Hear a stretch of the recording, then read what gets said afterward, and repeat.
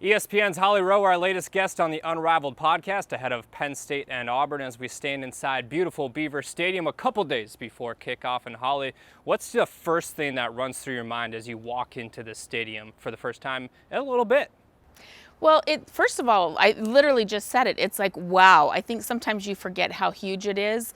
You know, it's 110,000 plus, and it's just going to be insane. But it's wow. Every time I come here, I'm just like, wow. If you came in from Mars and you were like, what was important in this community, you would know it was this place right here. Can't miss it, to say the least, as you're driving into Happy Valley. Now, you've said that this is the greatest atmosphere in all of college sports multiple times before, but why is that the case?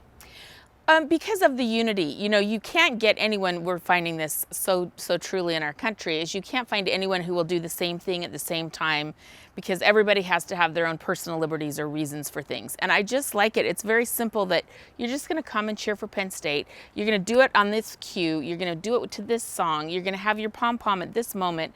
And it's this beautiful unity of excitement and fandom that I just love.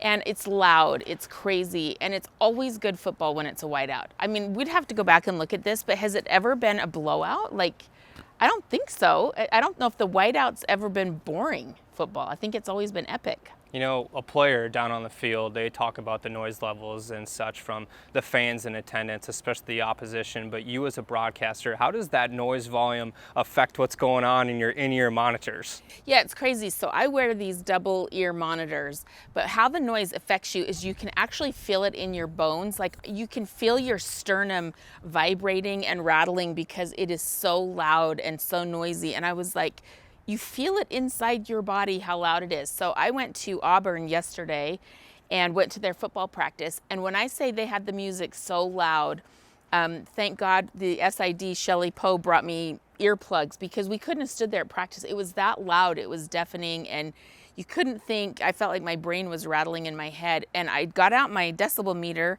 and it was 120 decibels. So I think you start experiencing the death of hearing at about 135. So they were getting very close. And I'm like, well, they're going to be ready for this noise, you know, and how they were communicating and how the offensive line and the wide receivers and the running backs were communicating with each other. But it is deafening. You can feel it literally in your bones. This game has plenty of storylines from start to finish between Penn State and Auburn, but what sticks out to you personally? Well, this is defense. You know, like, I wish I had a better answer for you, but Penn State has been built foundationally on defense for many years. And there have been years where they have a dramatic, epic offense that comes out and strikes. But over the years, I would say if we looked back over 25 years that I've been covering Penn State football, dating back to the LeVar Arrington years when I was here, you know, all the great defensive players that have come through here. And I just think defense is the foundation that this program's been built on.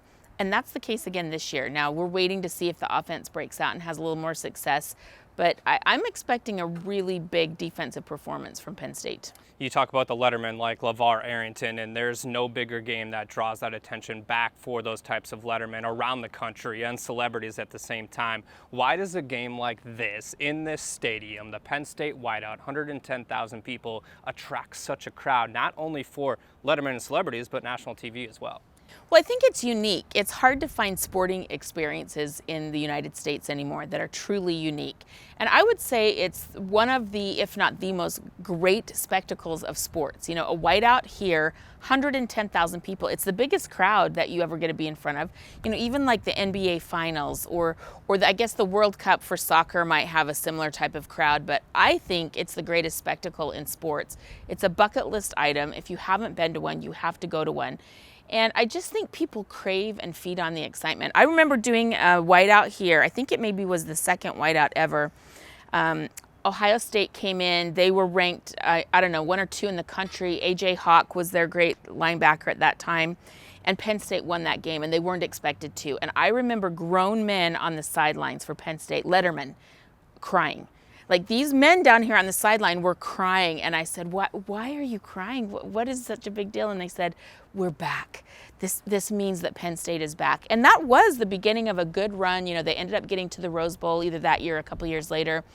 And I just thought, if this whiteout can make grown men cry, there's something very special about it. There's absolutely something very special about that Penn State White Out, and something very special for you is you got the promotion and the call up to the A team for the broadcast crew this season. When you got that initial phone call to be a part of that team, when was the first time you thought about, I might get to go to Happy Valley and experience that? Well, I'd already looked at the schedule, because the preseason schedules, everything comes out, so you know what games are happening. And I looked at that schedule, I was like, oh my gosh, I would just die to get that game. And here I am. So thank goodness I put that out into the universe so that it happened. But when I got the call, I actually started crying, I was just shocked and excited because I've been working for a long time and I just hadn't gotten that elevation for whatever reason. And finally they believed in me. So I love it. I'm trying to live up to it and just keep doing a really great job. So I belong there, and it's exciting for me.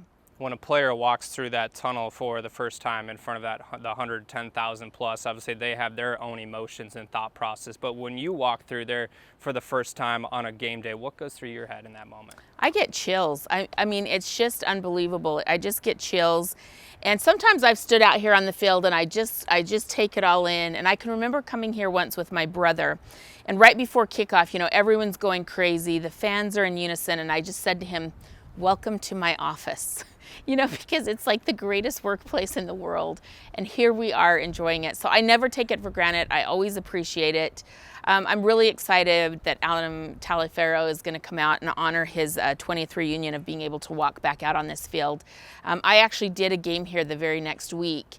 And I remember I sent him a care package in the hospital. He was still in the hospital. And it just reminds me of what's important and that we continue to support people who've gone through hard things. But there's so many special moments that have happened right here in the stadium, and that's one of them, and I'm excited we get to commemorate that. So you did the game the following week after Adam Taliaferro suffered his injury. What was that week like? It was sobering and it was awful because, we have seen kids have injuries, and we hadn't seen a kid be paralyzed like that and have such fear for him, and it was really upsetting and surreal. And I remember talking to Joe Paterno about it, and it was so upsetting. He was a beloved kid on this team. People loved his personality. He was such a bright young man, and so I think it just was a real kick in the gut, like, oh my gosh. And it was scary, other kids that are out here tackling and playing, and they're like, gosh, could that happen to me? It was just really sobering experience. That whole time was very sobering, I think. And then the moment that he was able to come back out and walk back out onto that field, and I still remember it like it was yesterday, because he was uncertain, he was still a little teetering and, coming back from that paralysis and that fracture. I just think it's an amazing story, and I'm glad that I've gotten to be like a piece of history and see it on the side and cheer him on for so long. You mentioned that you take your phone and you film the crowd, you film what's going on the field. What do you do with those clips? I'll put them out on social media. I save them forever. Like, I really don't ever want to forget these moments that I am so lucky to be a part of. Like, you think, oh, it's your job, you're just used to it, like, no big deal. It's a big deal to me. Every time I come here, I embrace the uniqueness of what's special about Penn State, because it's special here. It really is. When I was in Auburn, people were like, we play at LSU, we play at Alabama. These Penn State people are acting like we've never been in front of a big crowd before. And I was like, not one like this. Like, just wait till you get there. It's special. I think they'll walk away with a great appreciation. I had a conversation with Reese Davis earlier today, and he talked about that exact point where, yes, they've played in front of great crowds such as Florida down in the Swamp a couple years ago, but nothing quite like this. At what moment in time have you seen teams come out here and say, okay, this is a little bit different? Yeah, I think it's the first time all the pom-poms are going and everything is unified and the entire stadium is throbbing. It's like boom, boom, and it's like this heartbeat of Penn State. And I've seen kids like looking around like, now this is something, it's just special, and it's hard to describe for people who haven't been a part of it or haven't stood down there. But once you're here, once you know, you know. And I think that people will walk away really like, wow, that was something cool and that was something special. Well, the town certainly gravitates towards what this game is really the community gets brought together starting on Thursday, Friday. You start to see people come into town, and James Franklin has been very vocal about that, talking about halls, trying to get people some sponsorships when it comes to their throats and the noise and stuff like that. But how have you seen Coach Franklin really embrace their 2-0 start in the 2021 season?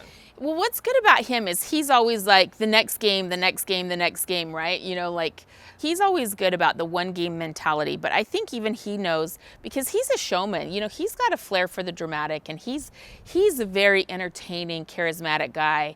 And I think he knows this is something special. So Brian Harsin, the new Auburn coach, told all their fans to wear orange so they stand out. So I think it's really important that all the Penn State fans comply. Like every once in a while I'll see people walking to the game and they're not in their white, and I'm just like, why do you have to be that fan that didn't show up in the white? But we'll see how it looks. I think it'll be really special. Don't be that person that wears blue or any other color besides white on game day. Yeah, I see them walking down the street to the game and I judge them immediately. So be special, be part of the specialness. It's okay. Holly, appreciate your time. Thanks for having me.